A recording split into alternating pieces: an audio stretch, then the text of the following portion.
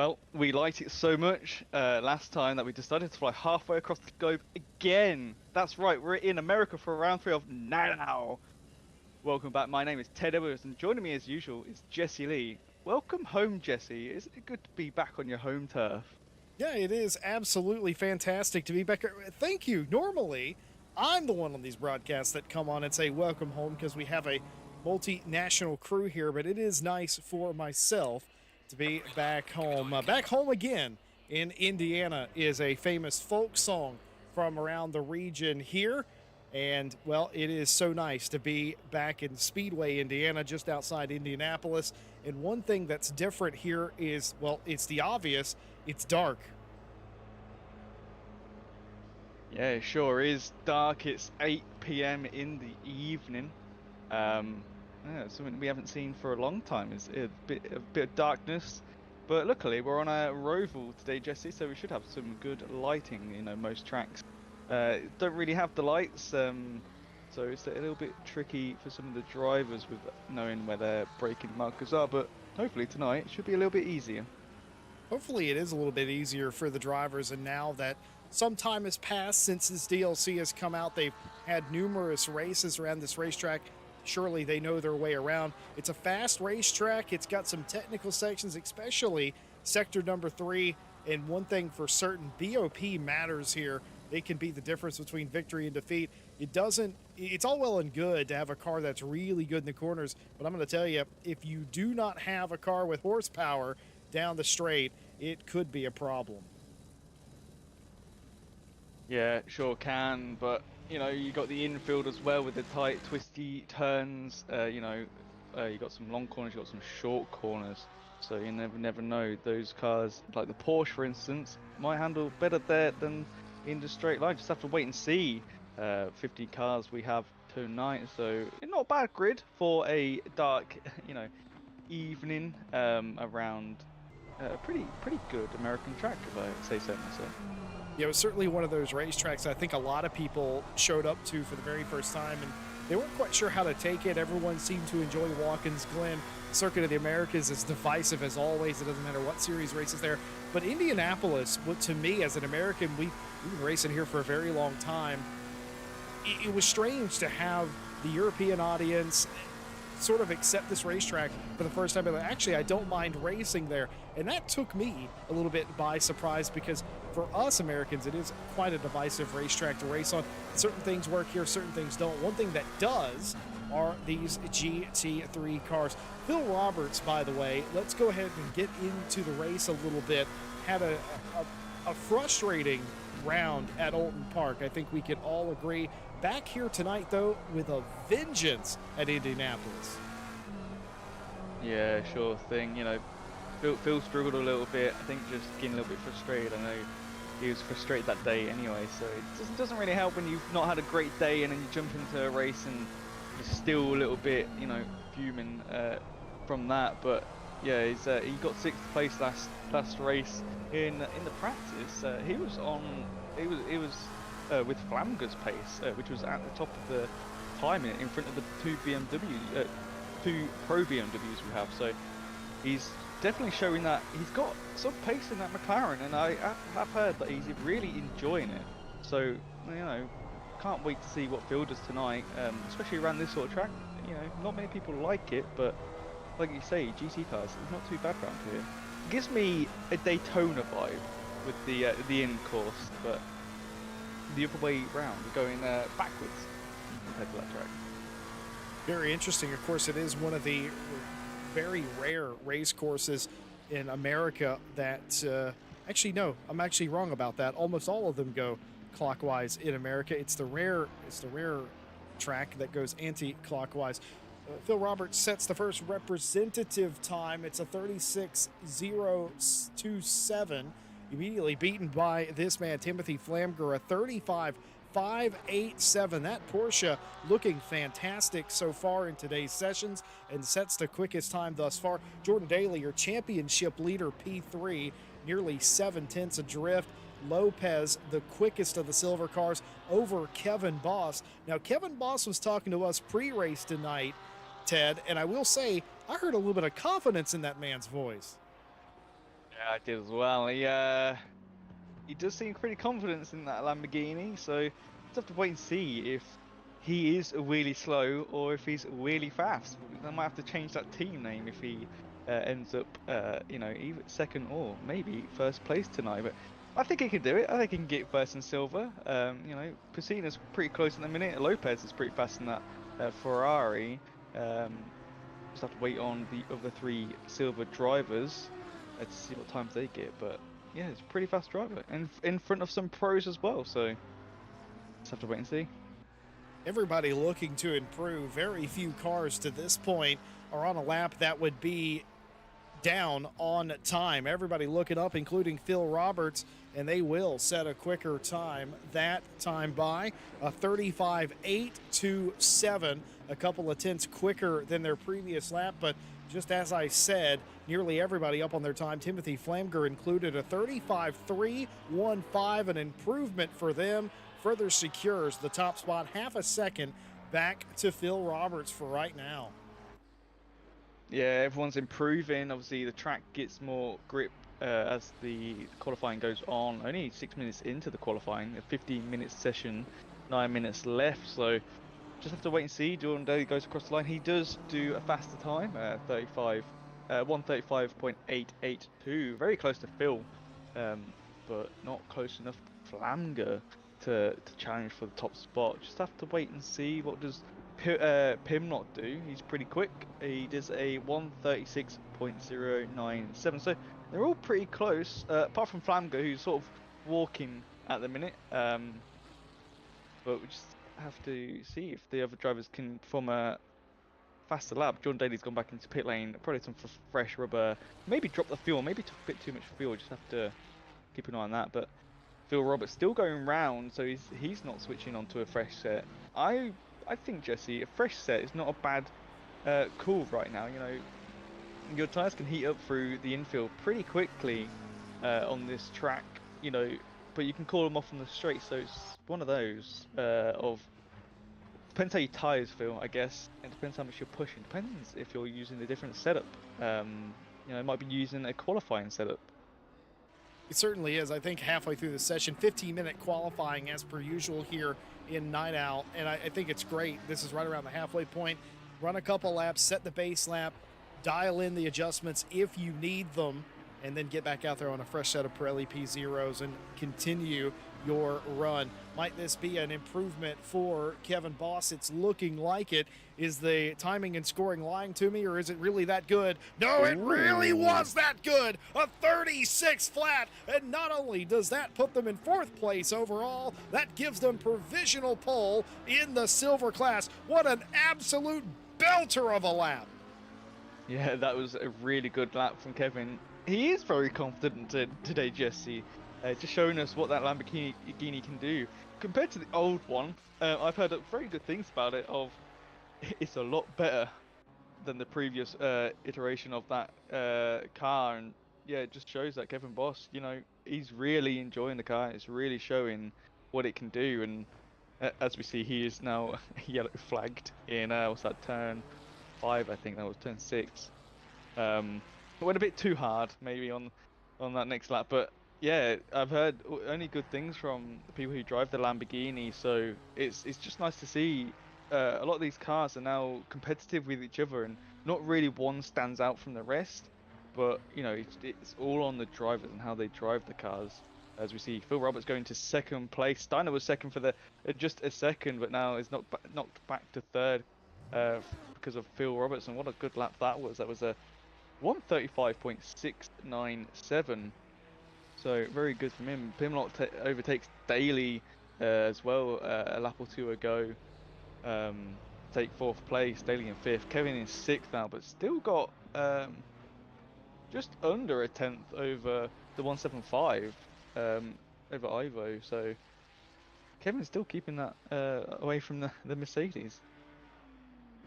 Well, only one car hasn't taken time, and that's Mike Redford. And I wonder if at this point, more than halfway into the session, I wonder if that is somewhat deliberate. Are they trying to start that number 95 from the rear of the field, maybe fearing self-preservation? Turn 1, Haven't really talked about that. We talked about the course a bit, but we haven't gone into specifics. Turn one, always a bottleneck, always a trouble spot, maybe figuring starting from the back, the smarter of the decisions. They're the only one that have come to that conclusion thus far. If indeed that is the case, we will certainly see if that ends up being the case. 5 minutes left to qualifying, 15 degrees on the track optimum, all things considered. This is excellent time for hot lapping and setting times. The vast majority of teams are out on they're on an outlap right now, or they have just come in and reset, making their final push here in qualifying. Just a couple of cars on laps, including this man, Jordan Daly, your championship leader. The Just Gamers BMW struggling just a little bit here as opposed to the Porsches, the McLarens, and now the Audi of Steer up into P3. Yeah, Daly just looks like he's struggling. I don't know if it's an M4 thing. Pimlott and Daly are very close to each other, as you can see. Half a tenth separates them, literally half a tenth. But they're not that far off the Audi or Phil Robertson, the McLaren. So maybe the bop here is pretty good for these four cars. Three cars, sorry, three manufacturers. But the Porsche just looks like it's doing really well. The Ferraris, on the other hand, not so well. We've got two pros which are quite far down. Matthew Malcolm is pretty far down in the pro, and at Kikowski as well. So just keep an eye on that with the Ferraris. But yeah, not too bad from the other manufacturers really. But still got 3 minutes 35. There's still at least a lap or two for some of the drivers. Just have to keep an eye out and see what they can do. I'm pretty sure they can go faster. Yeah, it is quite interesting. You mentioned the Ferraris a couple of months ago. They would have been the yardstick that everybody would have measured themselves up against. Those Ferraris now, completely different situation. Porsche has taken over. I can confirm Porsche is one of the best cars you can use around this racetrack. I am somewhat confused at the Ferrari slump, though. I didn't think the BOP changes would affect them that badly, but you know what hasn't affected Jordan Daly? The track conditions, because P2 for them sets a very nice lap. That was a 35.510, just under 2/10 off of Timothy Flamger, and that's what the doctor ordered. Well, he just shook me up with the M4 not doing so well, but yeah, just shows needed to get the perfect lines through the corners. So yeah, it's one of them. It's nice to see that Kunos is taking real life data as well. Don't forget, apart from when these cars go to different tracks, they take the data and they adjust the bop. That's why we've had so many updates in the past 2 or 3 months, just bop changes, just so it's more fair for us. It's annoying when the bop changes because you get used to it, and like a week or two later it changes. So the car that you're really quick in next minute becomes a bit of a middle ground, or sometimes at the bottom of the pack, like the Ferraris, for instance. They, like you said, they were on top. They were the fastest thing that there was when it first came to ACC, but it didn't really have proper bop, unfortunately. It just goes to show now that probably does have a bop that for this track at least, where it's not that great. Other tracks it might be brilliant. It might, Spa might be one of its better tracks, as we know cars differ from track to track. So it's like the Mercedes at Monza is really good for its straight line speed, and that's what you want on that track. Whereas for this track, you want a bit of both. So yeah, it's nice that Kunos do that for us, and not just leave us with one bop for forever. Always shifting, always changing is Assetto Corsa Competizione. You can never get too comfortable. I feel like we've been in the game long enough, Ted, that we've seen just about every single car become the meta at some point. Some of you older racers in ACC will recall a time where if you weren't driving a Mercedes, you were not winning. That was very, very long ago, many years ago. Phil Roberts continuing to improve. A 35.617 gets themselves just about 0.3 off of pole and about 1/10 between themselves and Jordan Daly for the front row of the field as the time ticks down. 30 more ticks left on the clock, and everybody continuing to try and improve, including those right near the sharp end of the field. Jordan Daly flirting with an improvement here that could very well see him on provisional pole. Yeah, he just needs to keep this lap going, and I think he'll be alright. He's got a few more corners to go. Obviously, these are tricky corners. Hit that curb there. It's like a sausage curb, these curbs, in some parts. They will fling the car up, and you will lose time, lose traction Oh, on the it's track, big. and you need the traction. Now, will he beat? He might do. From what I can see, he's pretty good for pole position. What And an he does, he takes it. incredible Yeah. run. Yeah, 1:35.150 smashes Flamger's time by just over 1.5 tenths. So pretty good time. Can Flamger come back? I don't think so. Well, it looks at his delta, he is down. So this is his last lap. He won't do enough one, unfortunately. Daly does take that. Oh, he's digging. He's now. trying. He's trying as hard as he can. He was about even coming into the third sector, lost about a tenth, and a little wiggle there coming into the sort of bus stop chicane area, and they're going to wave the white flag. It's all over for Alpha Sim Sports' Timothy Flamger. They've decided, nope, it's not on the cards. I'm coming into the pit lane. My goodness, that came down to it. The last lap, the last gasp for your championship leader, and they've just about done it. A couple of cars left out on the racetrack, a couple of cars left that could potentially take it from them. Kevin Boss does eventually lose the pole position in the silver class to Zorsic in the 175 AMG. They out-qualified them by just about half a tenth is all that was in it between those two. As I said, a couple of cars left to go. Only one car now. George Kiakowski trying to get a little bit closer up to their group. They won't do it. Lost it coming into the final sector. Qualifying done and dusted for the day. And what a qualifying it was. A lot of cars making up time late in this session, Ted. Yeah, and just see there, Daly taking the first and second sector. Flamger taking that third sector. So only just under a tenth taking it, but very close between these two drivers. You know, with the times, and don't forget Phil. Look at Phil's middle sector is pretty on par with Flamger's as well. So, you know, they're all close in different ways. As we see that the track, the car's bop is very close. But yeah, you see they're all pretty close. But you see silver split. You got Zoric, Boss, and Lopez first, second, and third.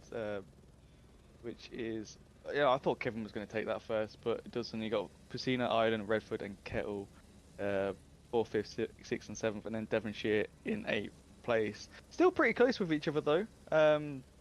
Between, you know, about a second from 1st to 6th, so it's not too bad. But yeah, with the pro lot, you got Flamger, you got Daly, Flamger, and Phil Roberts first, second, and third. There's your top three. Steiner, Pimlott, and Zoric 4th, 5th, 6th. And you got Kevin. Oh, sorry, I'm reading the silvers as well.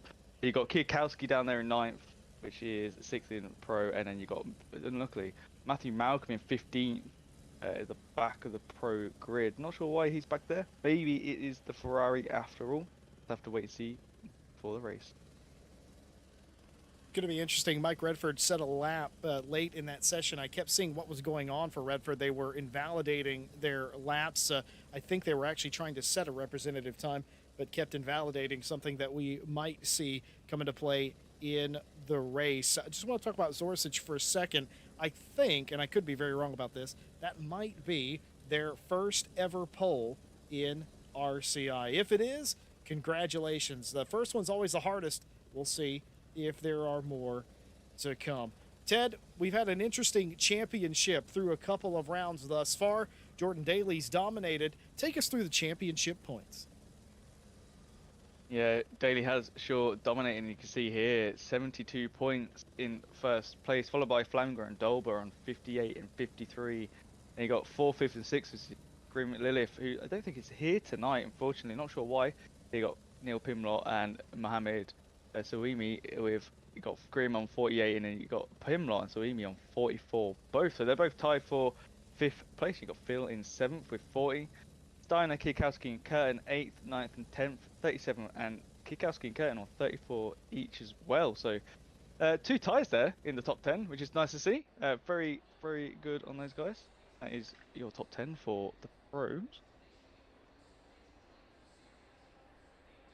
And then we've got Matthew Malcolm with 28 points and Eda Augusto with 0. And everyone else has signed out of the championship. Jesse, what have we got in the silver class? Well, the silver championship is as close as you would like. Mike Redford leading the field in the 95, flying the flag for Britain. 68 points. Adna Pusina in second place, tied with Inigo Lopez for that honor. 65 points apiece. And just because they're tied doesn't mean that the next two can't be tied. And in fact, they are. Ivo Zorsic tied with Kevin Boss for fourth place, 53 points apiece. And you guessed it, tie for sixth. Bryn Jones and Celia Mustak with 44 points. And you guessed it, tied behind them, Rick Houston and Tim Ireland on 40 apiece, tied for eighth place. Lee Kettle, the best first name in sim racing, 31 points, has sole possession of 10th place. Everybody else here with a 0 hasn't scored championship points. Mid-season sign-ups, of course. Anyone with a dash, of course, has retired from the championship. Now, I hadn't looked at the standings. I forgot about them. I saw them last week after the race, but I forgot about them. I didn't know we had so many ties in silver class. It's pretty funny to see. You'd think that was scripted. Yeah, it certainly isn't really when you think about it, but I didn't notice that either, if I'm completely honest with you, simply because I didn't look at it prior to just now, and I happened to notice that almost everybody inside the top 10 was tied. That is incredible. Of course, you may ask yourself at home, how is that possible? How are they tied? Well, we have drop rounds in RCI. I probably should ask, drop rounds, no, I know drop rounds count because Jordan Daly has 72 points. It's the max he could have after one round. So we have drop rounds, your worst finish omitted from the final championship results. And with how the first two rounds played out, especially the wild round at Alton Park, it has resulted in a lot of the silvers tied completely up. A day today, tonight's race, super important for everybody. But especially for those silvers that are tied, you're going to make or break your championship based on what you do tonight.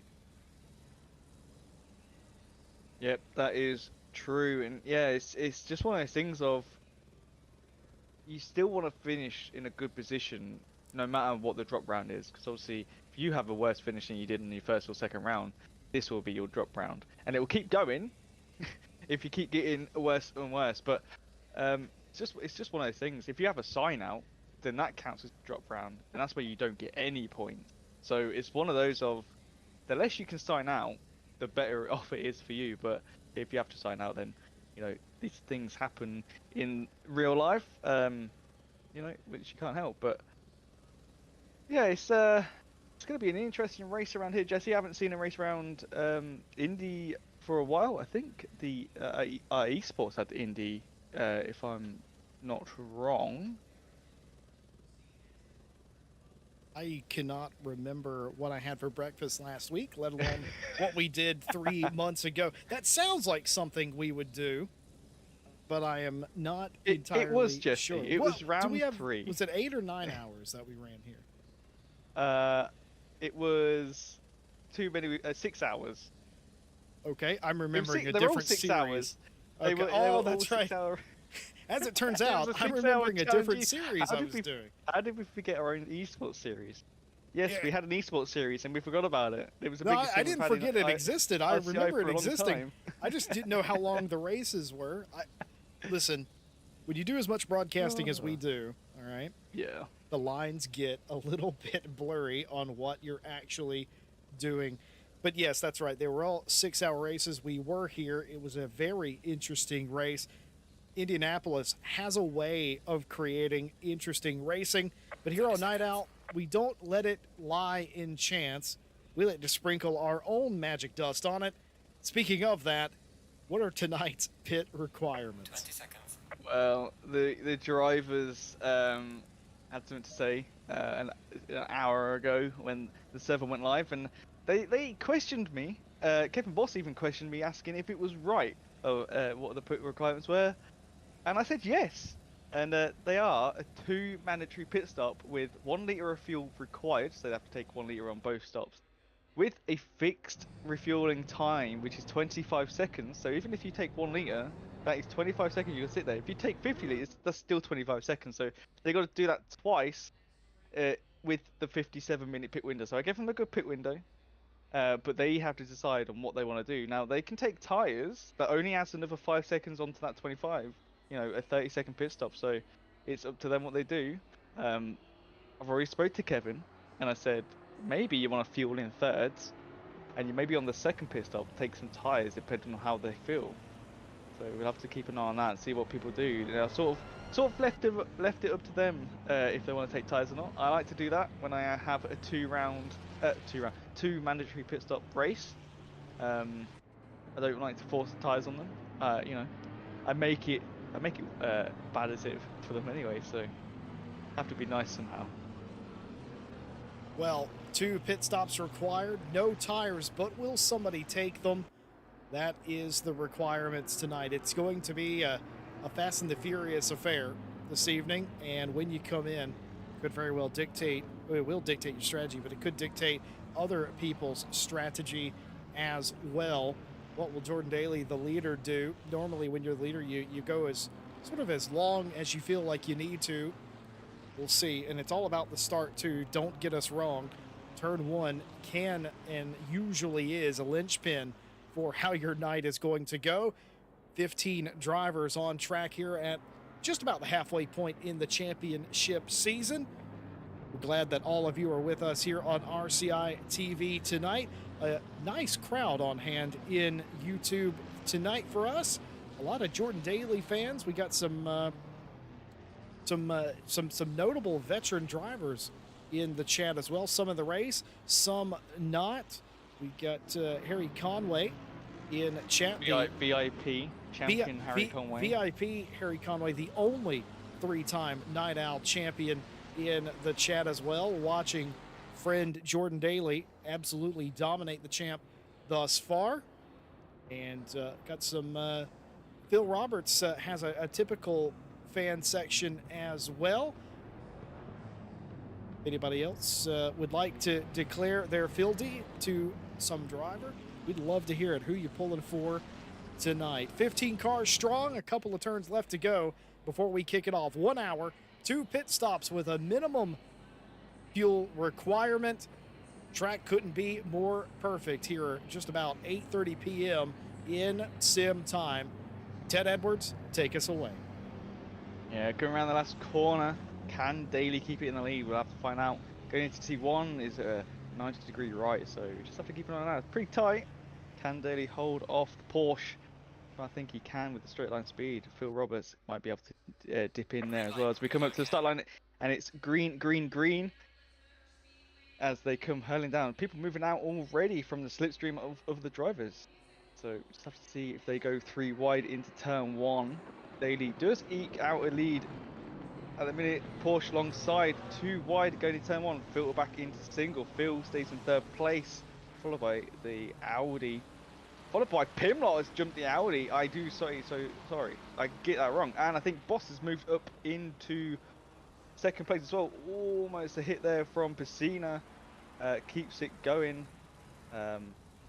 Oh, a little bit of touch there. Adnick takes a bump to the rear end of the car. A flash from the Ferrari as well. That's Mike Redford's 95. I think that might have been a, oops, sorry, didn't realize you were going to be that quite slow through there. And I think that might be Devonshire. Almost had a look up the inside. They're going to get got by Tim Ireland for the time being in the background here as everybody continuing to fight. Ireland trying to make a little bit of room, has done. And now you've got them just about single file. Devonshire down a spot. Lee Kettle, I think, shotgun on the field in perhaps the safest place to be for the time being. The top all shook out very nicely. Daly leads Flamger, leads Roberts, leads Pimlott, and these 4 have driven away a little bit.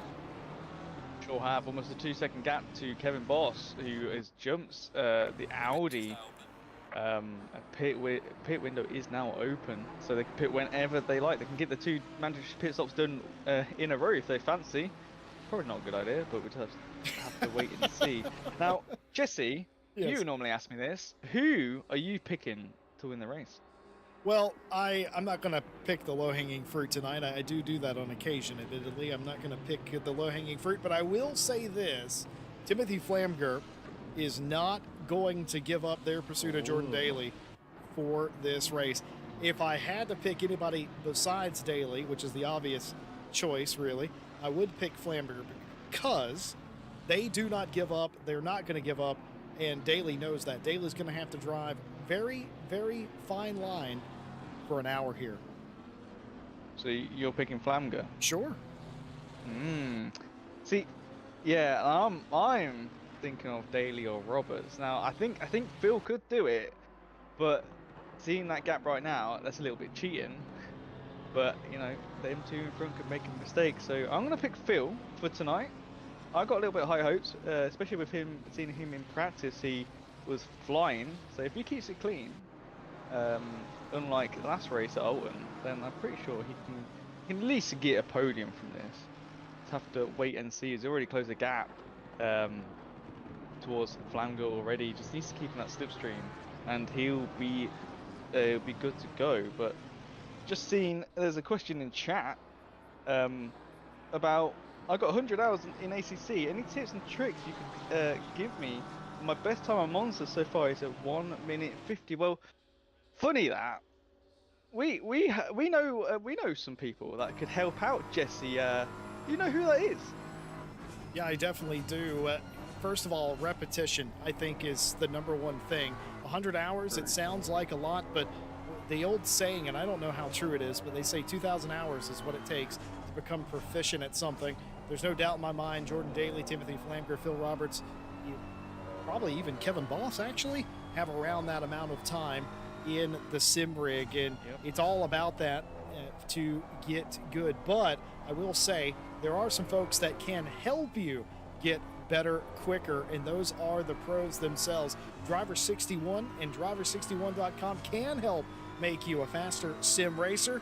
All you have to do is go to Driver61, sign up for some of their one-on-one coaching, and because you're a friend of RCI, we can help you out. 25% off a one-on-one driver coaching session. It really does help. They analyze your driving ability, and they can help make tweaks and give you advice on how to improve your lap times. A bunch of the admin staff here at RCI have used Driver61, and it's absolutely helped them. I've raced with a couple of them, and they certainly, I can tell a difference between their driving before and after the driver coaching. Driver61.com, and use our discount code. It is certainly worth it. Yeah, I've just checked my ACC time, and I've just got over about 2,300 hours. So I didn't realize how many hours I've had in this game. Do you know what that is, though? That actually backs up that statement of 2,000 hours. Because what have you done recently in ACC? You have gotten so much quicker. You're a pro now, and you're parking it on pro podiums, pro top fives. Yeah, I remember, I think it was, I didn't do the first season of Night Owl, but I started racing properly season 2 of Night Owl in AM class when we had 2 splits. We had a pro and high silver, and then we had a low silver in AM, and I started off in AM, moved my way up, and then as a joke decided to sign up. This was before we did pre-qualifying. I signed up in pro, and I've been here ever since, and I've been qualifying in pro, which was, you know, surprising. But yeah, it's just repetition. It's just watching videos, you know, Driver61. I've heard a lot as well from them, but unfortunately they weren't around when I was starting up. So it's, you know, a bit of an advantage for you new guys out there that, you know, want to get quicker, and it's definitely something you should look into.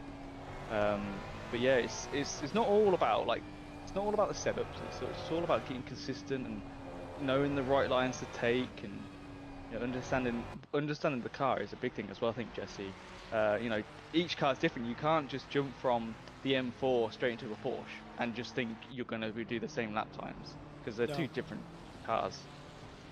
A lot of times too, what pro drivers will tell you is focus on one car.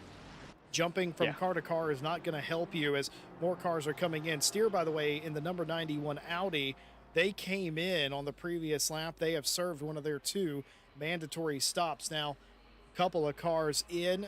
Kwiatkowski is in. Matthew Malcolm is in to the pit lane to serve their first of 2 stops tonight.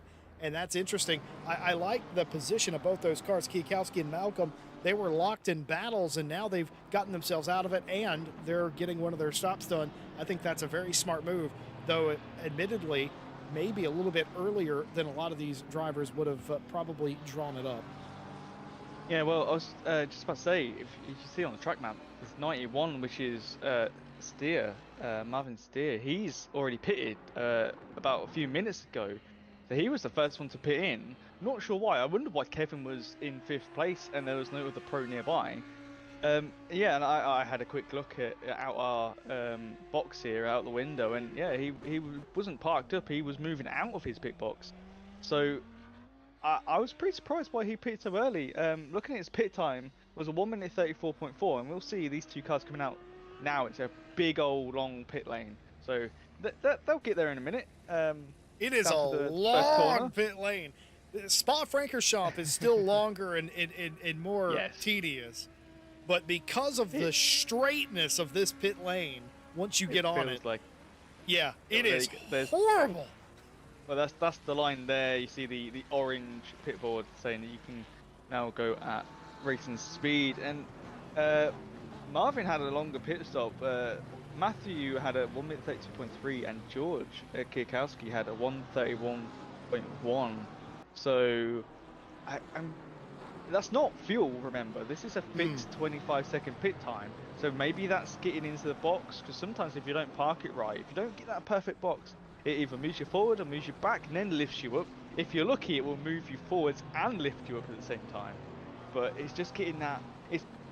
That's another thing with the practicing and getting good at the tracks is, if you do races where you need to fuel or take tires, practicing your pit entries, and practicing getting in the pit box, and that is like probably one of the biggest things in ACC to get right. Because like in other sims, you just have to park in the box and you're fine. In this, you have to get it perfect. Absolutely, and only a few times I've got that perfect.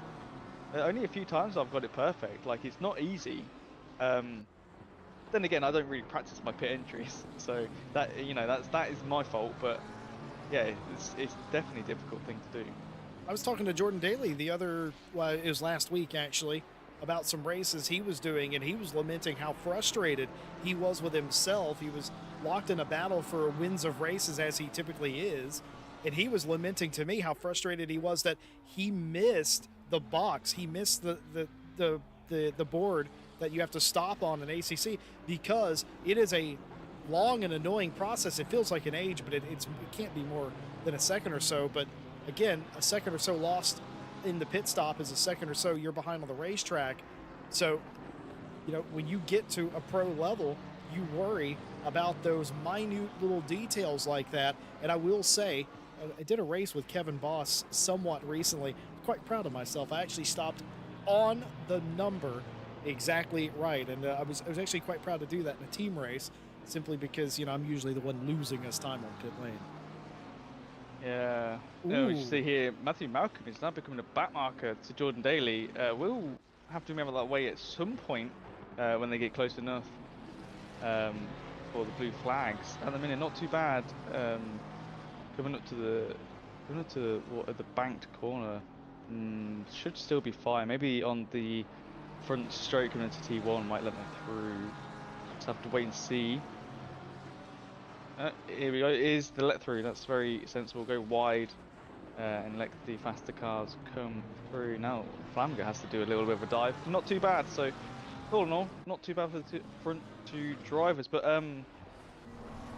yeah. So some pro drivers, some esports drivers. This is one good thing about Sim, if you like, is they can change the camera to go into the bonnet cam, so they can get a perfect line into the pit box. Which I don't do. I like to try and keep it it in, keep the camera in the cockpit as much as I Oh, can. off the racetrack Phil. goes Phil Roberts. He's going to give up third place, or is he? He's going to be on the outside of the third turn. Can he hang out there? I don't think he can. He should fall back in line, and he does. Is he going to try the undercut? Yes, he is. Going to the inside. Can't quite keep his McLaren onto the inside of the BMW, and he'll have to fall back to P4. A little bit of an error. Didn't go completely off the racetrack, but just went deep enough to let Neil Pimlott through. Yeah, unlucky for Phil. Saved it though, keeps on the track and doesn't lose that much time. Only a position, only a second, which isn't too bad. Pusina is now in the pit lane, sorry. Seen. But yeah, I forgot what the word's called, Jesse. What I was trying to think of to do with the cameras. What is it called when you try and keep things as to real life as you can? You know, my Realistic, English. I suppose. I guess realistic. There is a word. That. And Immersion. Immersion is the word you're looking for. I'm pretty That's sure. the isn't one. It? Yeah. That's a big word. I don't do big words that often, so. Oh my. But yeah, I know what you mean. It's like I'd like to do VR. One day if I can get a VR. I've tried VR before, but not in racing. So I've done VR before, and it's really fun. Really, some horror games are pretty creepy, pretty horrible, but for racing, I've seen a lot of streamers do it and videos and stuff, and it looks really fun, and it's just something different where you can move your head around. If you don't have 3 screens, then VR is like something that people say you should do, but can make you can make you a little bit, feel a little bit sick. So one of those things I think you do in short durations. But we see here Tim Ireland chasing down Joshua Devonshire, McLaren on Ferrari. So we have to see if Tim can overtake for a place in silver class. Devonshire, of course, no stranger to RCI, a commentator, a racer, getting back into sim racing a little bit. Admittedly, told me he hadn't raced in earnest in quite some time. Decided tonight was the night to get back behind the wheel, and what a night to do that. Just got the DLC, by the way. Finally got the DLC, and that has allowed them to enter tonight's race. So not only is it a return to sim racing for Devonshire, it's the first time they've ever been to Indianapolis. Wow. So yeah, that's pretty big from them then. Indy's not an easy track to get. Oh, Tim, he's juking, he's jiving. He thought about going down to the inside and realized, I can't quite get it done. Tim Ireland was trying to do everything, had a run, couldn't do anything with it. It's the let me in gift right there, trying to get past and not making it work, unfortunately. But yeah, coming to Indy, for the first time, it's not an easy track to get used to, straight away sort of thing. Especially in probably a car that they've not driven that much. I'm not sure how much they've driven on the Ferrari, but it's not that easy. Well, they wouldn't have, because they didn't have the DLC. That's true, yeah. Oh my gosh, I just realized it's a new car, a new racetrack. Yeah. Oh my goodness. I forget that it was the McLaren that got the new car that was for free, wasn't it? It was the Ferrari, right. The Ferrari, the Porsche, and I'm forgetting the car. The Lamborghini. That's the one. How did I forget the Lambo? Yeah, that was came in with Valencia. What a track that is! Oh, what a lovely racetrack! What a fan! Our first foray into Valencia here on Night Owl was an incredible sight to see. It was wet, and cars were skidding off left, right, and center. But there was some good racing. A lot of door banging going on in that. A lot less of that here tonight. Admittedly, we warned very early on that this could be a rough couple of first laps. It didn't come to that at all early on in this race, as Neil Pimlott will surrender the third place position and come down pit lane in the Walkenhorst Motorsport 151. That definitely doesn't say anything other than tacos on the side It's of just that tacos. It is the taco car. car. It is a taco. It, I think most of us can get behind that. Who doesn't love a good taco? Battles all up and down the field. This one for not last place. Matthew Malcolm and Adam Pusina continuing to fight over that position.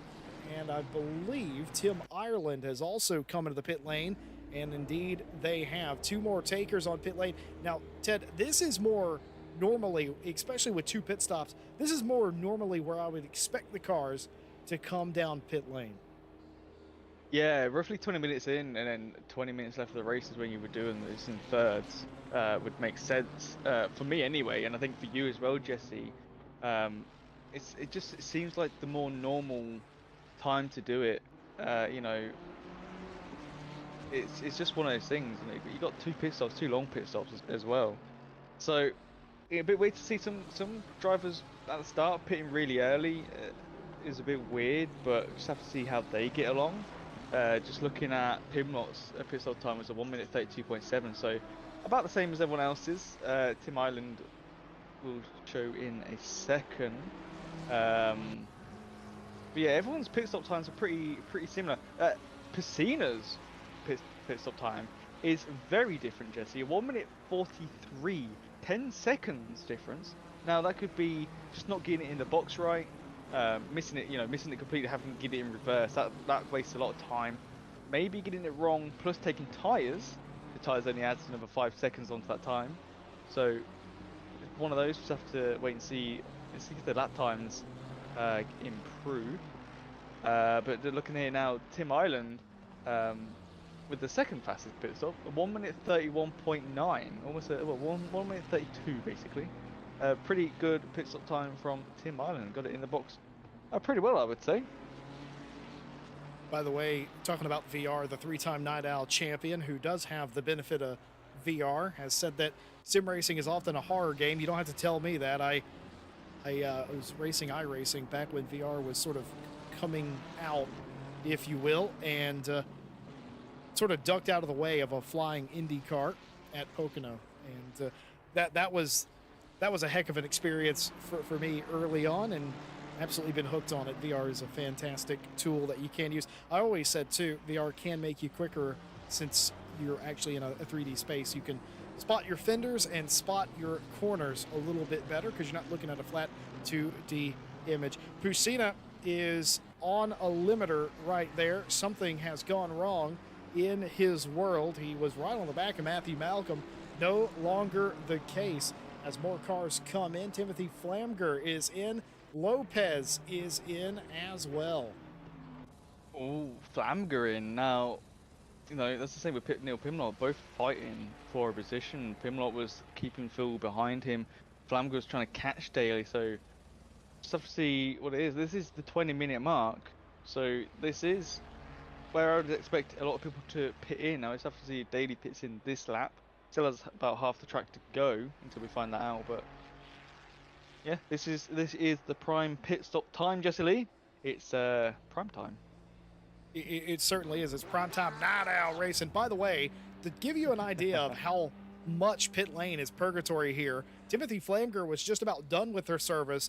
Inigo Lopez just arrived to their box. And considering, I mean, they were significantly apart on the racetrack, but even still, that is a long old way as Lopez continues to get routine service for their car. Timothy Flamger, second place running on the road prior to the pit stop, and by the way, has the speed juice, fastest lap of the race thus far. Was tracking Jordan Daly down a little bit. Daly has gone long in this session. Are they coming in this time? Is Daly in? Yes, they are. A direct response from Timothy Flamger. Jordan Daly has decided to come in, and so has Phil Roberts in the background. And so has Kevin Boss. Any more? No? Anyone else? I'm sure there will be. But yeah, not these guys. Just looking at Flamger's time at 1:34.8. That's pretty slow for a pit stop compared to the rest of the cars. That's, you know, it doesn't sound a lot compared to a 32. That's still 2.8 seconds. That's still like got a lot of time between cars, if you like. just have to wait and see what Daly and Phil's times are. Boss is in, Redford is in as well. Um, so just have to keep an eye. But here is the 175 leading the race. Got to get one of those leading laps under your belt. You can say you've led the race for one lap. I like to do that sometimes, Jesse. Mm. You know, it gives you a bit of a good feeling. Like, oh, even though you just forget everyone's pitted. You're Yeah, just of like, oh, course. I'm leading. Did that in a GT car once, racing against prototypes. Led the race overall for one lap. I got to tell people I led a lap in a multi-class race in the slower class car. Always a funny story to tell, but for Zorsic here, they've got a decision to make. Will they continue to follow the train, or are they on a completely different strategy altogether? Lee Kettle in second place now. Everybody else has done at least one of their pit stops. Nobody has fulfilled all of their pit stops. That's what the amber numbers are in between the delta and the car number, in case you were wondering. 2 indicates they still have 2 pit stops to give. 1 indicates they still have an pit stop to give.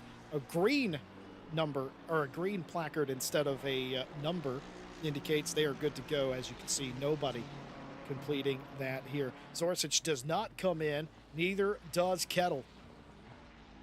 Just looking at the pit stop times again, I got a little update for you.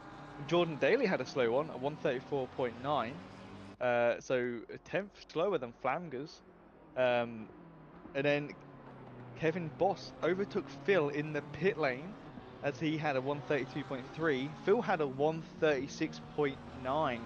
So getting a really bad stop in the box for Phil, and it just shows you how much time you lose. Now he's stuck behind Kevin. Kevin does not have to give the place up for being in the But lower I think he class. might. He might, sensible. There you go. Let's Phil through. Thinking of the long game, still 36 minutes of the race to go. Let's say go too wide into that turn there, but it lets him through, which is pretty sensible from Kevin. I think Kevin could be in first, I think, from when the two Silvers pit. Just have to wait and see on that one. But the Silvers are going about halfway into the race without pitting. The only 2 cars that have not done 1 stop yet out of the 2. So just have to keep an eye on that. Are they gonna have they half fueled and they're gonna quarter fuel for both? I'm not too sure. Doesn't make any sense, Jesse, In this to time do it that way. by Zorsic in. Will Lee Kettle follow them into the pit lane? This would complete the sequence of stops. Oh. Kettle not quite Kettle's in far the back. 3rd sector yet, but Zorsic does come in the 175 Mercedes, and that will just about finish off the first sequence of stops. Keep in mind, a couple of cars came in incredibly early on into this race, only a lap or 2 in. Steer, of course, who's currently in 8th place in the number 91. They came in at the end of lap number 1. Matthew Malcolm was in at the end of lap number 3.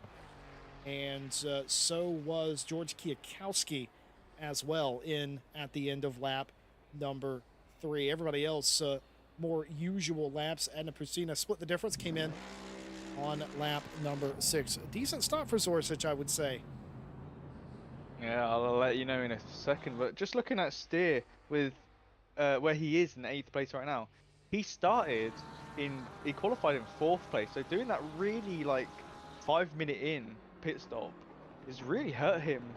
I don't know if he thought he could try and get out of the way of traffic, and I don't know, just get a better time. I'm not too sure, but it's not worked out for him.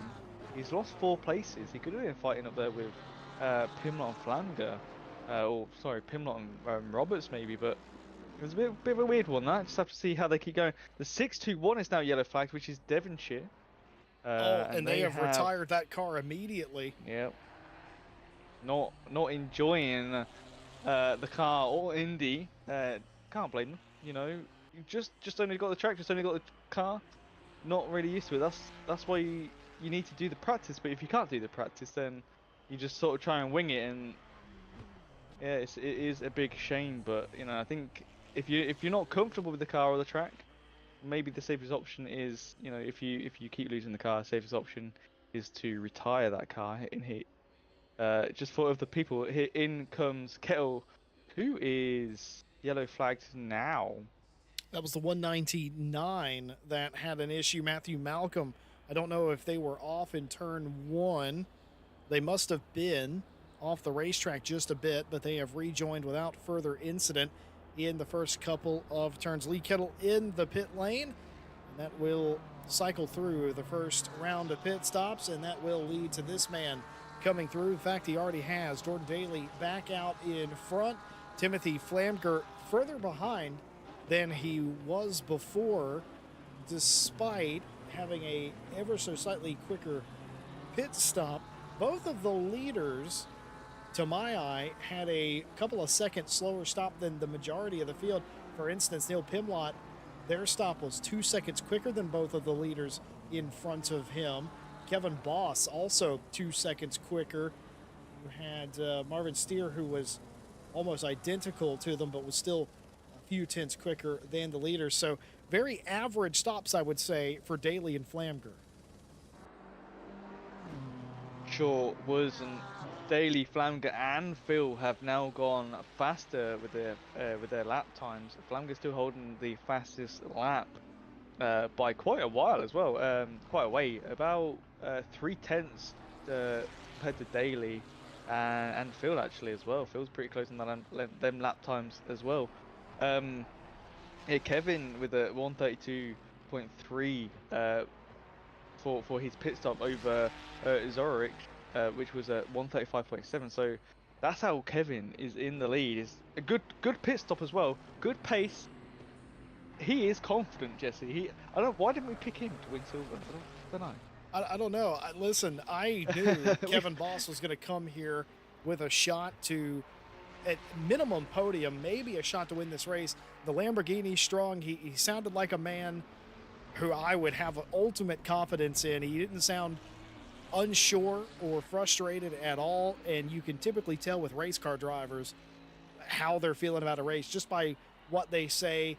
Cool and calm and collected was Kevin Boss today. You just knew that he was going to be on one.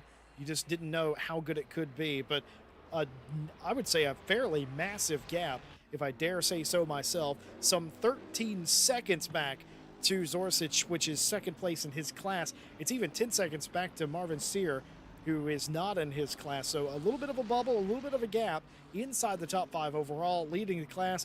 Easy peasy, getting it done. You know what makes it easier to get it done out there on the racetrack, Ted Edwards?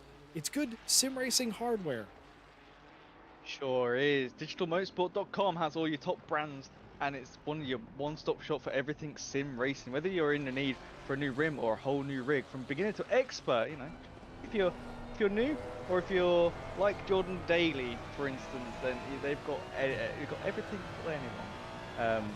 They also have a sim rig builder, which you can have a little play with, a little mini game if you like, which we like Jesse Lee around here. But yeah, if you want to find out more, you can visit the link in the description below. But yeah, it's one good place to get stuff, Jesse. They got everything, really, everything you need. It really is. They've got all the top brands, and it's just a fantastic place to shop. It's such a rarity in sim racing where you don't have to go here or there. It's all in one place. Shop around. It's brilliant. I've used their sim rig builder as well, and it is also something that you typically don't find in sim racing. Innovators, I would say. Digital Motorsport is. I think that's handy to have that, because until you have it in front of you, you don't know what goes with what and what you need and stuff, and it can get confusing. I think that's what puts some people off from buying like a full-on like sim rig, with bucket seat and all. And sometimes people go with different options because of the easier option. But with this sim rig builder, you can know what you're getting into, which is a really good thing. And I think that's like one of the good, amazing things that are out there for sim racers. Absolutely the case. And while we're on it, just a big thank you to AK Esports. They certainly are a fantastic asset to us, putting on these fantastic races every day of the week. Just because we're not streaming it doesn't mean we don't have it. Go to racerci.com, check out all the championships ongoing and coming up. The World Tour officially announced as well. A brilliant series coming to you. Does it start in the late summer or does it start in fall? Otherwise, just a fantastic series to be a part of. Of course, we've got the 24 of Spa coming up as well in just a few weeks. It snuck up on us a couple of weeks from now. Still time to sign up for that as well. But the important thing, AK Esports making all of that possible with their server and web hosting. Thank you very much to AK Esports. And for more information on how they can help you with your esports series or events, go to akesports.it. Yeah, we wouldn't be able to do this without them, really. And also we wouldn't be able to do it without you guys watching and also driving with us. Many of Some of you are doing both at the same time, which we don't advise, but you are doing it. Jordan Daly, I know he's listening. He's always listening. But yeah, it's nice to see people who drive in our Monday champ or Wednesday champ or whatever we have on in night owl chat, or even night owl drivers in the Monday chats or one-offs or whatever we have. It's nice to see you guys mixing around in your own little groups. It's just nice to have this community, isn't it, Jesse? We wouldn't be doing this without them. We certainly wouldn't be, and Phil Roberts knows that they've got a little bit of an advantage here over Neil Pimlott, and they're trying to take it to them. They've been following for the last lap and a half to 2 laps, but now absolutely on the attack on the 20th lap of this race. They've tried the over-under once, they've tried the over-under twice. It hasn't worked, and it hasn't worked on the third occasion either. Ooh. Phil Roberts lacking the grunt down the pit straight here at Indianapolis, gets back into the slipstream, pulls out again, shows intent. This isn't a fake. He's going down in there. Maybe a little bit of contact, maybe not. If it was incredibly minor, and they go back the way they came in. Third and fourth, Pimlott and Roberts respectively, and he's going to have to reload, re-rack, and try it again. But a very good defense and a very good offense by Phil Roberts there, trying to get the spot, trying to do it as cleanly and as surgically as possible. Just can't quite best that big BMW yet. Yeah, well, as we have the Battle of the Bananas for third place. Really? Steer is back in. Steer is back in for his second pit stop, which is 25 minutes left of the race. It's not a bad thing. Where's Phil going? He's missed his braking point. Oh my! Goes straight into the grass and loses a ton of time to Pimlott. Is he still in the slipstream? He's about 0.7 of a second. Oh, unfortunately, we didn't catch him breaking his braking point, but it's like he didn't have brakes on that car. Bernardo got mush, but 1.3, so he's out of the slipstream for the straights. Can he get it back in the corners? But I'll have to wait and see.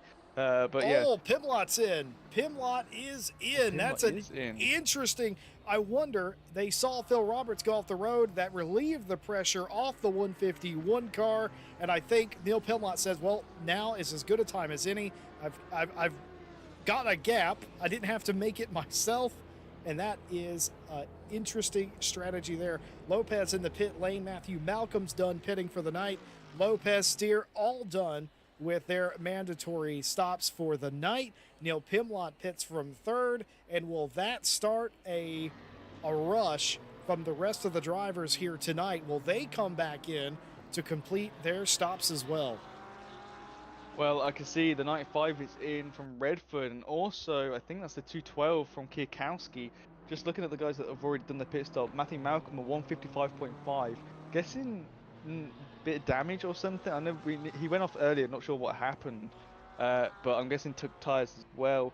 Pacina's 143.6, maybe taking tyres. Kettle with a 2-minute 0.7. That was his first pit stop. Still got one to go. Not sure what happened there. Lopez did a 134.9. Doesn't look like they've taken tyres. Marvin Steer did a 1 minute 40.8. So I'm gonna say tyres on that one, Jesse. seems about right, an extra 5 seconds compared to everyone else. But yeah, just have to see on these cars coming out pit lane now. We've got Pimlot and Redford that are moving. Just have to see. Here comes Pimlot. It will tell me in a second. A 1 minute 35.3. Not taking tires. Kept them boots on. So just didn't think 5 seconds was worth it. Still feels that still feels the tires got grip. Still thinks they can last 23 more minutes of the race. And Redford with a 1 minute. No, that was his old one. 1 minute 30. Is he moved? There he is. I was looking at the wrong car. Yeah, he's come out of the pit lane that time. That 1 minute 32.5. Yeah, that's not quite the quickest we've seen. We've seen a 30, but that's a pretty decent stop so far. Kevin Boss coming through, and that was very close. That wasn't anyone's fault, by the way. That's just how pit out here is at Indy GP. Nobody did anything wrong there. That is sort of by design that you come out 2 by 2 in that fashion. No harm, no foul. Kwiatkowski out of the pit lane. That was a 35.4 for them on pit lane. No tires there as well. And we still await a lot of our leaders to come down pit lane. You're talking about not taking tires for Neil Pimlott. I don't think they had a choice. If they would have taken tires, they would have been behind the car that they're fighting with, Phil Roberts. I don't think that would have been the smart decision to make. Being behind the car, probably not going to be the best, and they've already shown so far that they can keep Phil Roberts behind them, albeit only just. So I think that was the right call for Neil Pimlott not taking tires. Yeah, it's one of those things where it's when mind games start playing with yourself of, are they going to take tires? Should I take tires? Should I not take tires? Do they feel okay? Are they going to last another 20 more minutes? They feel pretty, because sometimes you have a drop off and then they pick back up again, where they'll feel horrible 20 minutes in, the next minute, 10 minutes later, they feel fine, where you get used to them. So it's one of those things where, as a driver, you just gotta, the more you drive, more races you do, the more understanding of tires, of the tires you understand of, and different circuits have different wear levels, and have different feels with the tires. And this track is a pretty hard one, I would say, on the tires, especially the left side of the car going through the banked sections of the track, putting a lot of stress on them. But just have to see what Phil does, see if Phil takes tires or not. But just have to wait and see. And if you're wondering why we keep on about pit stop times and tires, is there was 2 mandatory pit stops in this race with a litre of fuel on both of the stops, and fueling time was a fixed time of 25 seconds. So no matter on how much fuel you take, it is a 25-second pit. So one litre is 25, and 50 litres would be 25 as well. So and if you're wondering why tires, we're on about tires, is it's only another 5 more seconds onto your pit stop time if you want to take tires or not. So 5 seconds doesn't seem like a lot. Seconds is quite quick if you think about it, but in a race, every second, every 10th counts. Well, the 2 leaders didn't come down pit lane, but I hear Phil Roberts coming, and no, they are not coming down pit lane. Kevin Boss is, though. They're bringing well, actually, no, I'm wrong again. That turn, the profile of that turn makes it look like they're spearing off into pit lane, though they are not. So none of the leaders here have come down pit lane. Zoricic also not down the pit lane. None of these cars have made that decision thus far. The 6 cars in the lead sort of group, if you will, that haven't taken their second stop. 7 cars that still need to make the stop. Lee Kettle in 11th place still has their 1 stop left to go. And this is the battle on the racetrack, the sole battle right now as they run a fair fight. Both these cars have completed their stops, and they are battling hard here. Lopez trying to get by Mike Redford.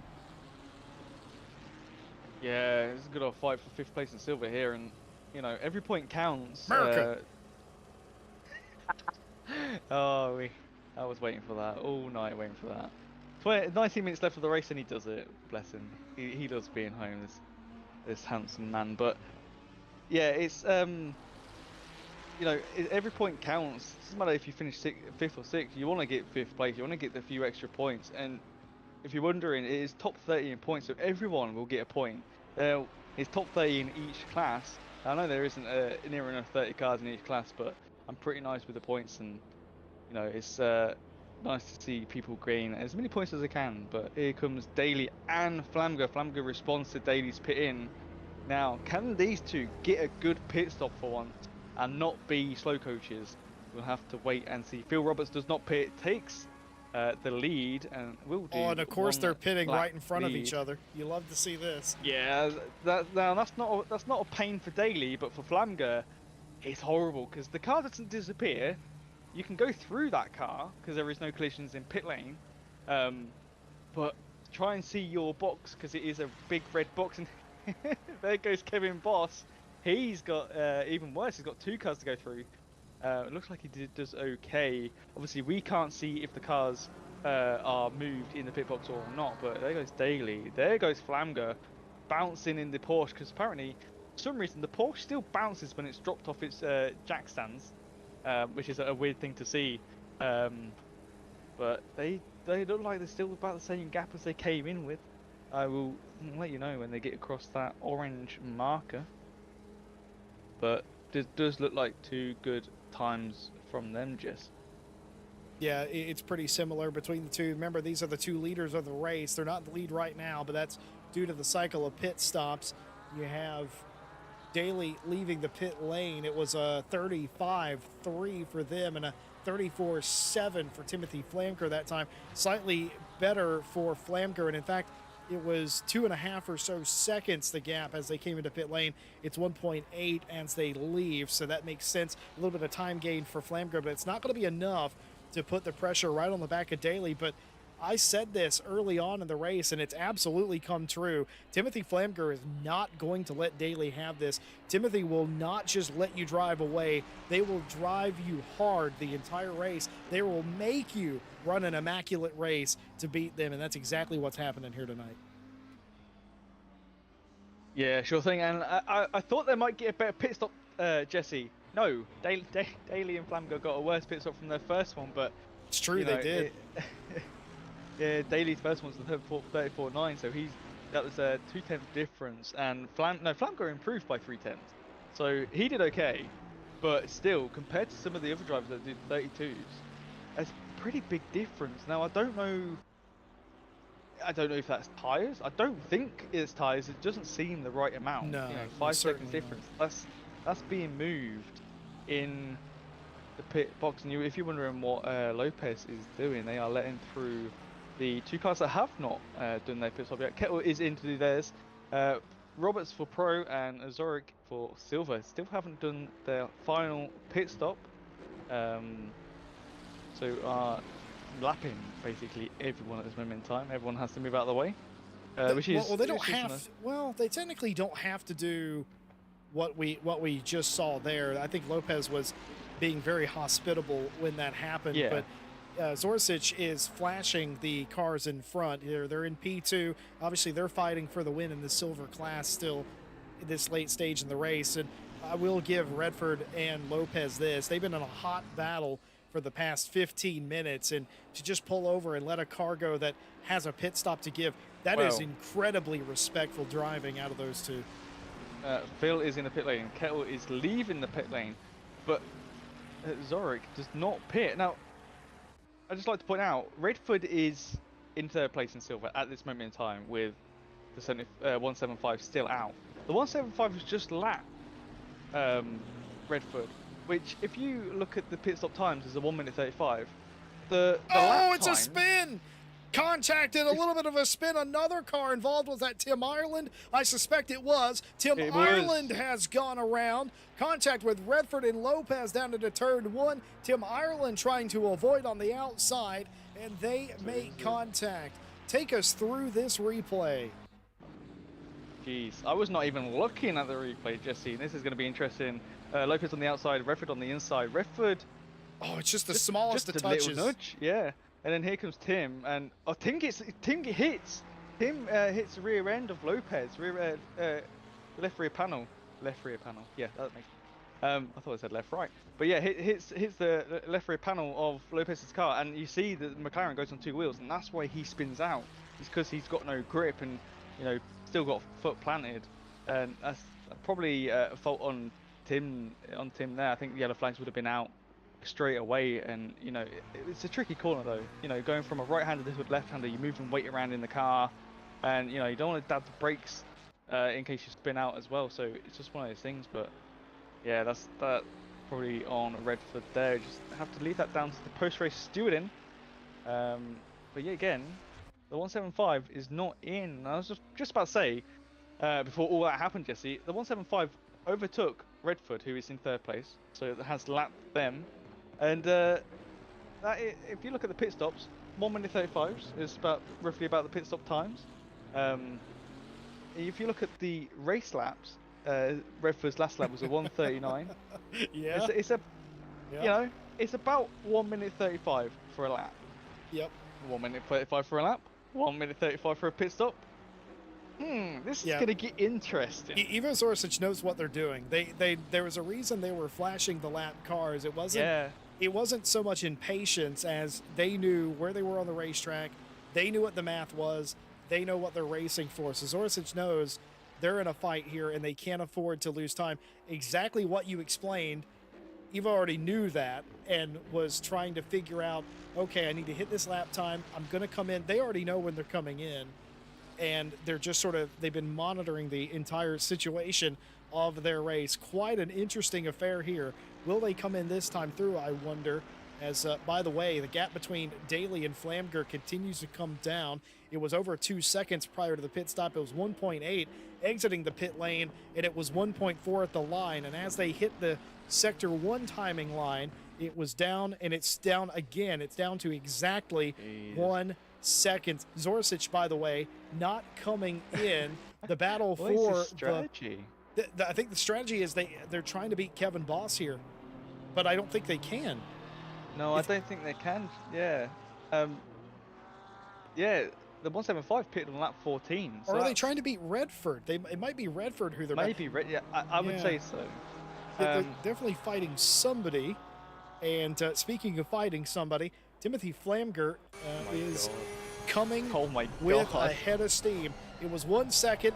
It's down to 3/4 of a second now. Jordan Daly might be hearing the Jaws music right now.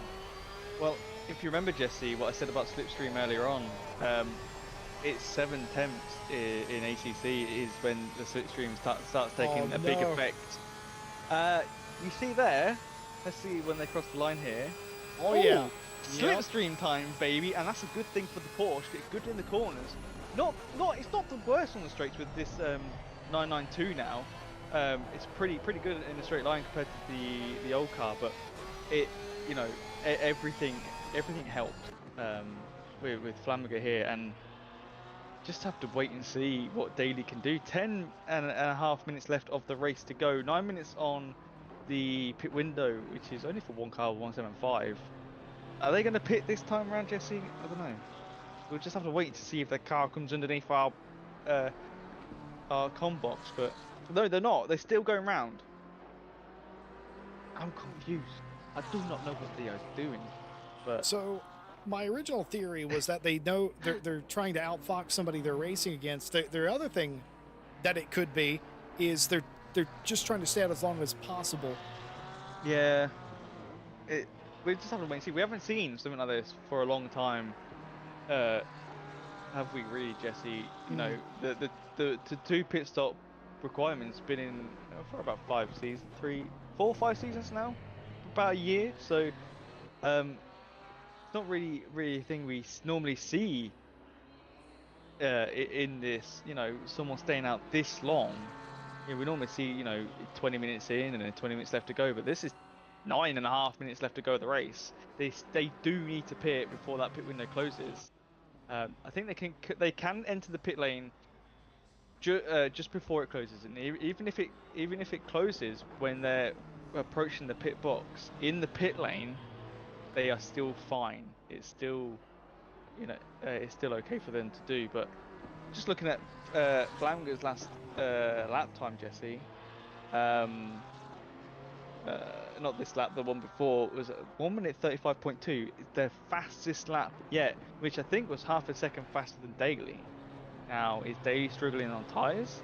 Is the Porsche better on tyres around here?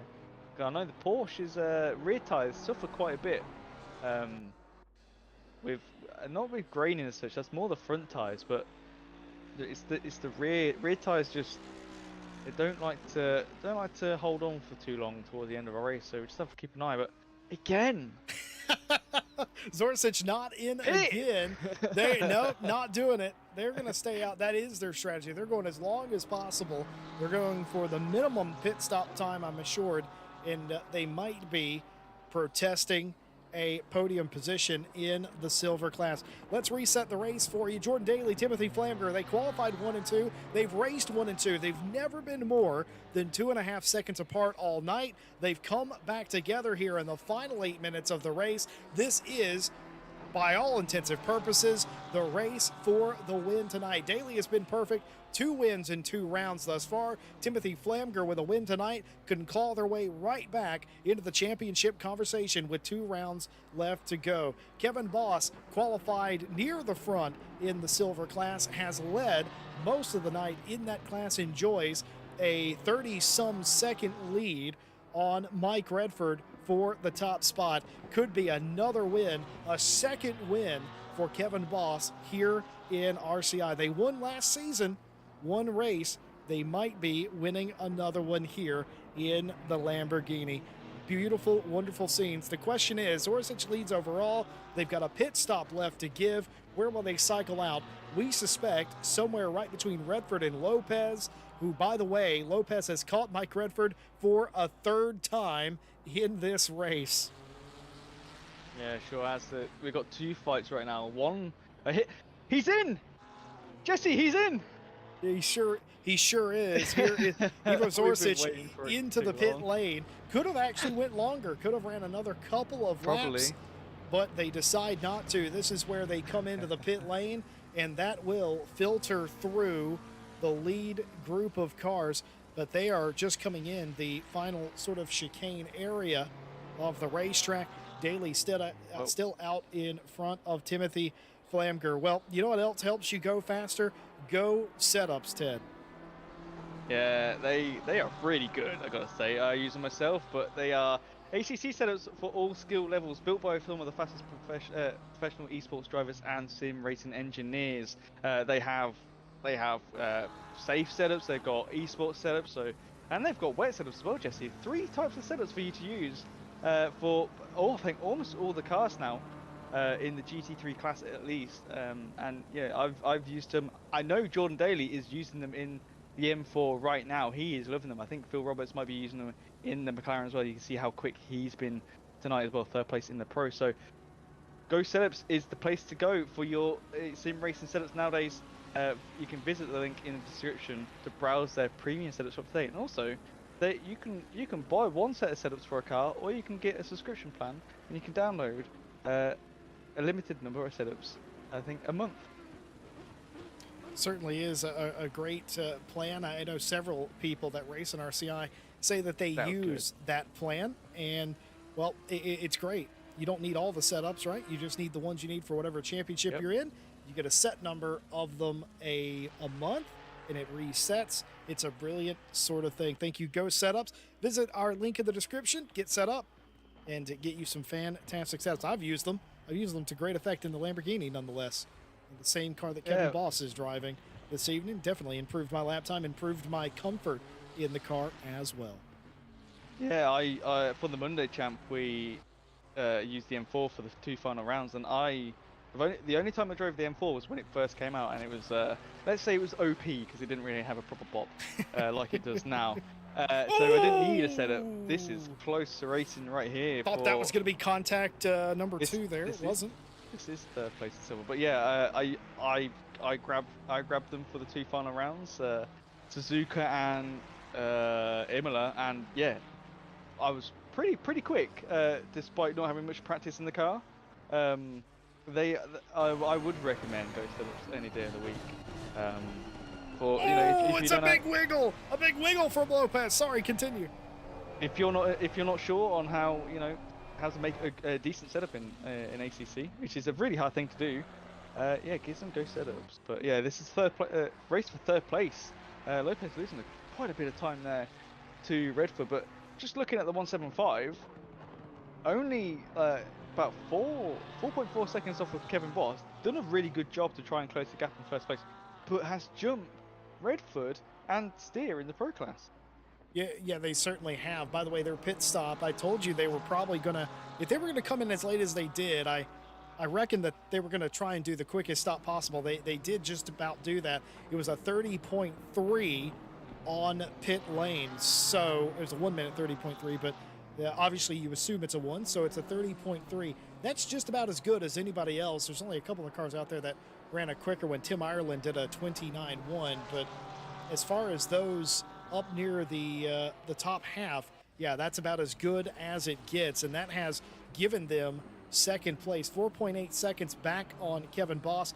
No movement there to Kevin Boss's relief, but still, what an excellent drive from Ivo Zorsic to get P2 and secure that thus far. P3 still very much in doubt. Redford and Lopez fighting. The overall win very much in doubt. Jordan Daly leads Flamker as they have the entire race, but with 2.5 minutes and a couple of laps left, it's all to play for here. Yeah, sure is. And just to give you an insight of Kevin Boss and Ivo with their lap times are about 136s, 137s. And if you now Redford and Lopez, because they're fighting 140s, Jesse. That's how crazy fighting in racing is. Like, if you don't fight and you try and work together, then you can gain so much time on the cars in front. But if you start fighting like this is where you lose time, because you're trying to brake differently, you're taking different lines. Like Lopez, that's not the racing line you want to take, and hitting that curve is not great. But as you see, they didn't gain anything. This track's tricky. You can go for a dive on someone, you can do the send, but you can't execute the send because you don't come out ahead of the car in front. So it's a little bit tricky, but just have to wait and see if Lopez can take that third place away from Redford, who I believe won the last race. I have a quick look. Yeah, Mike Redford did.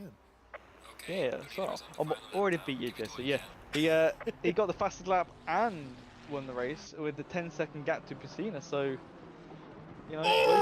Timothy Flamger very nearly runs into the back of Jordan Daly in turn number 1. Flamger knew he was going to overrun the corner. He was just hoping Daly would turn in before he got there. He does, and avoids a big accident. Speaking of an accident, Lee Kettle had an off right in front of these cars, but the 962 has gotten back onto the track. No further incident there, but a huge moment there. We just saw something almost identical to that. Redford and Lopez a lap or so ago. Daly and Flamger having their own issues. No contact, though, between the two of them. Flamger didn't mean to do that. Flamger was just trying to time going into the corner to stay as close as possible, and realize, oh, I'm a little too deep because I'm in the draft most likely. Daly, of course, would have noticed that in the rearview mirror because he could see the side of the Porsche instead of the headlights.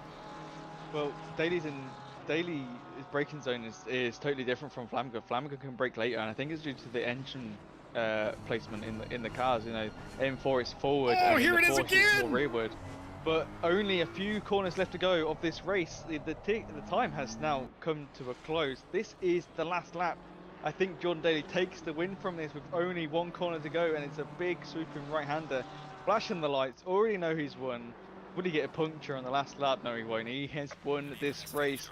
And what a fight from Flamger, taking the fastest, Speedy's fastest lap as well. Daly taking the win. Just waiting for Phil Roberts to come across the line with Neil Pimlott behind him, sorry. Phil Pimlott, that's not the right word. As they come across in third and fourth place in the pro category. And now, where is that silver driver, Kevin Boss, Jesse? Get him on my screen. There he is. Look at that Lamborghini come around the corner. He was very confident tonight, and sure thing, he came home with a win. What a drive from him in the really fast racing team. It is not slow. I am not taking that anymore, Jesse. This guy has been putting the work in, and it has paid off.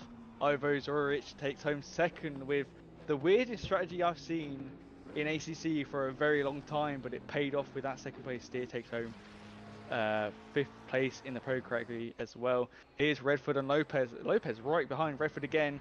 Can they get them on the line? We'll have to wait and see.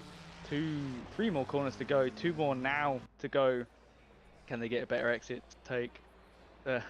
He definitely did, but does he have a run? I Third don't think place. so. Blocked off by Redford. And will he have a run off the corner? He's going to go up to the wall. They're going to be side by side at the line. Not quite. The inside line prevails. Redford over Lopez.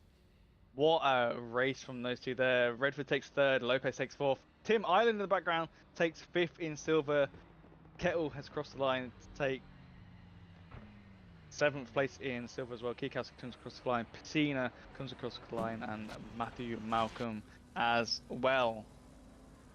Not a bad race, Jesse. Only one person dropped out of the race, retired earlier on. Some weird strategy from one of the cars, but all around really good racing and very minimal contact at this track. Yeah, I was going to say the first two rounds of this championship were there was a lot of argy-bargy going on in those races, and there was a lot of mistakes going on as well. This race completely the opposite. We didn't have a whole lot of replays, not because the replays weren't working. There just wasn't a whole lot to show you. The biggest incident that we didn't see was Pusina having contact in the first couple of laps of the race, and obviously that frustrated the driver of that BMW in the 903. But beyond that, very few incidents today. A very clean race for the majority of the field, and a couple of fantastic battles for podiums on both categories. When you draw it up, when you drop a race weekend, that's what it looks like. Fantastic driving, finishes as well. And we have Kevin Boss in the box for a quick cheeky interview. Kevin, how did you do that? Please explain to me. You know, you were very confident at the start of this race, and it just shows, 6-second gap to second place. How did you do that in the Lamborghini? Honestly, I think Indianapolis sort of suits me in the GT3. Like, I was in the BMW Academy a couple of weeks ago at Indy in the GT4, and I was struggling. But yeah, back in GT3, I just had a good start. And from there, I was just banging in good laps, not making any big mistakes. And I was scared for a little bit in the second stint, because I think Zoricic got himself some fresh tires, and he was definitely gaining on me. But yeah, I think it's just stay consistent, no big mistakes, and yeah, we got ourselves a win. Yeah, you did really well there. Sorry, I was just thinking your team name. Really slow. I said this to Jesse. I think you need to change that, mate. You were just it's a on staple. point. It's a brand now. It is, but yeah, you did really well. The pit stops, I guess they went perfectly from the times I saw. You had some really good times there. I think your first one, yeah, 32.3. So Well, how actually, was? I missed the box a bit in that first one. Sorry. So I missed the pit box a little bit, so I had to be pushed back, or actually pushed forward. But yeah, the second stop I took tires, but that one was a lot cleaner, and yeah, from there was just able to keep it clean onto victory. Oh, you did take tires for the second one. So I guess, Jesse, some people did take tires then. We obviously thought it would be like a 1 minute 40 for a pit stop for tires, but well, there you go, folks. We have been proven wrong. The times were totally different, and again, I got a little bit wrong, but yeah, Kevin, you did an amazing job. Was you at any point threatened by any other drivers? In the silver class for first place? Like I said, I think Zoricic took tires in that second stint when I just kept on going, just took the fuel, and he at one point he was gaining a second or just over a second a lap, and I didn't really know where that would put me once the pit stops would go through again. So yeah, I wasn't too sure there, but yeah, when he came out, I was 4 seconds ahead, and yeah, was able to build it up again to just about 6. So yeah, solid. Well, Jesse, do you have any questions for Kevin? Yeah, first of all, Kevin, I just want to say congratulations on taking another victory in RCI. You sounded confident when we talked to you earlier on today, but did you really think the win was on? And especially in the fashion you did it, where you just sort of overpowered them today. Definitely not. Looking at the first round at Suzuka, I thought Lopez would like do the same. And like in practice, he was faster, but I was closer. So I was thinking, oh, maybe I have a little bit of a chance. But then Zoric took pole position, and then I thought, well, this is gonna be a tough one. So I was like once again just hoping for a podium, just as I did in Suzuka. But yeah, to get the win is just yeah, added bonus, and very happy with it. Well, Ted, he may have the saddest tires in all of sim racing. If you've seen the livery, you know what we're talking about, but he's the happiest driver tonight. Definitely. Well, we're going to move on. Kevin Boss, congratulations on another race win.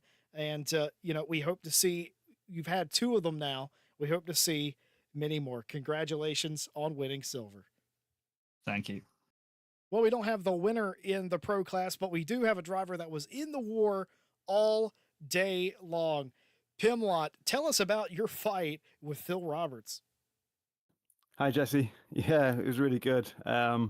I don't think he took tyres, to be honest. So I took tyres on my second stint, so I was catching him really, probably half a second a lap. I think another lap.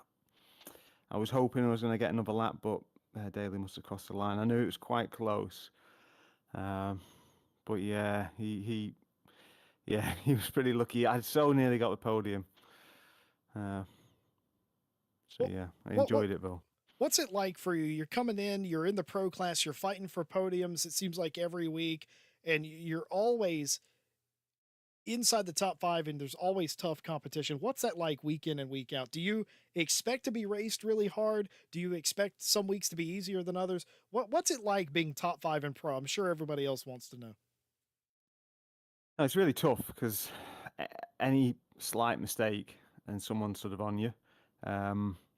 I mean, I tried to be quite strategic tonight with the pit stops, so I got into a little bit of trouble with Roberts behind me, and I was like, I think I'm probably going to pit 1 or 2 laps early now. It's not worth sort of fighting. So you have to sort of come at it from like that, really. And I think I probably would have had track position if I didn't take tyres, but I think Phil is a little faster than me, so I think he probably would have got me.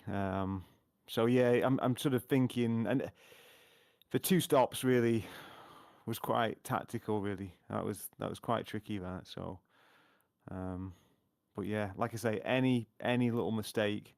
There was a couple of laps where I dropped probably 7 tenths there when I was chasing him, and looking at the final lap, that sort of cost me, being sort of up his bumper sort of thing. So yeah, it's tough, but it's great. Yeah, you had some really good close racing there.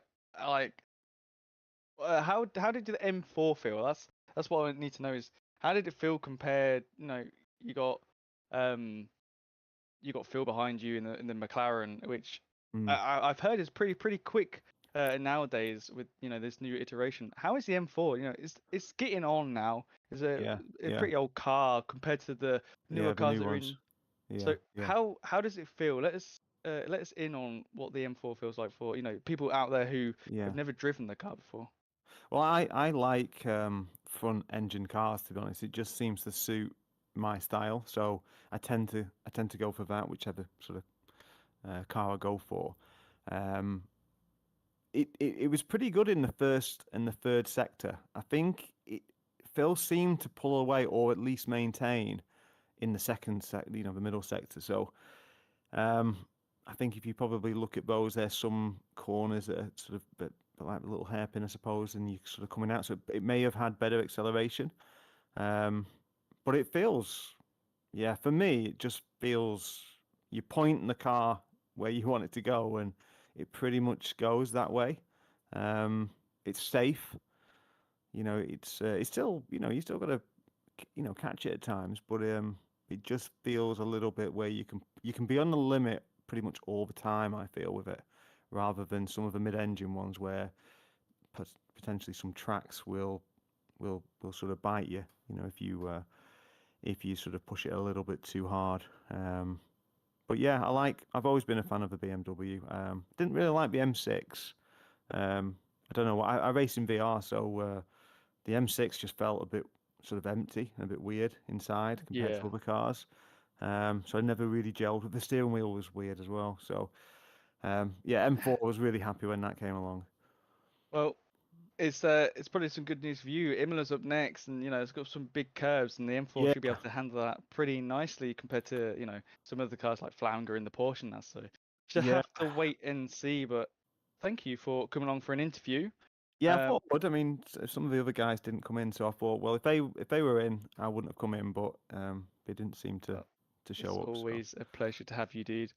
But yeah, yeah, I hope you do well next race, and we'll yeah. I'm see gonna put some you. practice in, and I'll be there. And Phil is definitely gonna be on edge for that race. Nice one, dude. All right, cheers, guys. Thanks, Jesse. Thank you. Well, there you go. There's a little rivalry going on there between Pimlott and Roberts. So we'll have to wait until next week to see that happen. But yeah, it was a really good race today. Not too bad with the the incidents as we said before, Jesse. It's an all round pretty good race. Even with the two pit stops, the fixed time that the drivers had to do. But yeah, in your own words, sum that race up. Yeah, I think it was a really good race. We had two very chaotic races, and not that tonight wasn't a chaotic race, but it was chaotic good if it was on an alignment chart. A lot of good battles. Neil, we just talked to them. They were a part of that as well, fighting for podium positions in the pro class. We had that throughout the silver, and then the overall win fight at the end, just the icing on the cake. I think that's a sign of things to come. I think this championship is now we're on the back end of the championship, 2 rounds left to go. Everybody knows what they're fighting for. Obviously, the numbers have sort of thinned themselves out a little bit, and that to me always leads to better racing. I think what we've had tonight, we're going to have for next week and the week after that. I can't wait to get there. Yeah, it's it's pretty good. But yeah, we've got one more thing to do, which is our final partner, which is Fanatec, is our global leader in high-end sim racing hardware. From load cells to direct drives, they strive for quality in every piece of hardware. And if you've seen some of seen people use them, they are pretty sturdy things. You don't really hear about them failing that often. So they are they're pretty good high-end stuff to use. I've used one, and they feel superb for what you get. You can help RCI out by using our affiliate link when making purchases from Fanatec. And if you do so, then thank you very much. Also, don't forget about our races that are coming up as well. Obviously, Night Owl is still open for you to sign up if you want to join us for the last 2 rounds, Imola and Donington Park, round 4 and 5. Here you can sign up, do your pre-queue, and you will be put into either silver or pro, depending on where you end up. Also, on some other things, you've got RCI's 24 Hours of Spa, our one-off race that is on July 29th. There is a pre-qualifying for that as well. Get a team together, do some pre-qualifying laps, and you'll be in for that one as well. We've got quite a few teams signed up for this so far. And people have done their qualifying. So head on over and look at that. Also, don't forget World Tour 2023. It's been moved from the first half of the year to the second half of the year due to the esports that we had. World Tour we've done 2 rounds of this already. This is I believe our third one, and it's one of our biggest races we do in the year. One of the biggest series we do. We have 5 rounds that you can have a look at. A few 6 hours, a 12-hour, and a 24 that was voted by you, the drivers. Get another team together, or the same team if you would like, and do your pre-qualifying for that one as well. That starts on August 12th, and qualifying is open now. So get a team together and get your laps in for that one. And you can find all that at RCI, racerci.com. And and you can find all that lovely good stuff there. And we should have some more stuff coming up in the future. Not too long, Jesse, for that, but just have to keep our eyes out for that one. But yeah, if you haven't already, also like and subscribe. It helps us out a lot with the YouTube analytics and stuff like that. And also hit the bell for notifications for when we go live, because you don't want to miss the action like we had tonight with the close racing and the few bumps and bashes we have, and just me and Jesse just talking for an hour, really. I think people like listening to that. We have some viewers that do RCI radio, they like to call it. So yeah, don't forget to like, subscribe, and hit that bell. But all in all, that was a pretty good race, Jesse Lee. And I think all we need to do is say thank you to you guys out there. Thank you for Jesse for live streaming and doing the cameras, commentary at the same time. It's been, we wouldn't be here on Saturday night, season 14, without Jesse Lee. Big ups to you, my kind friend. But until next time, until Imola, see you next time.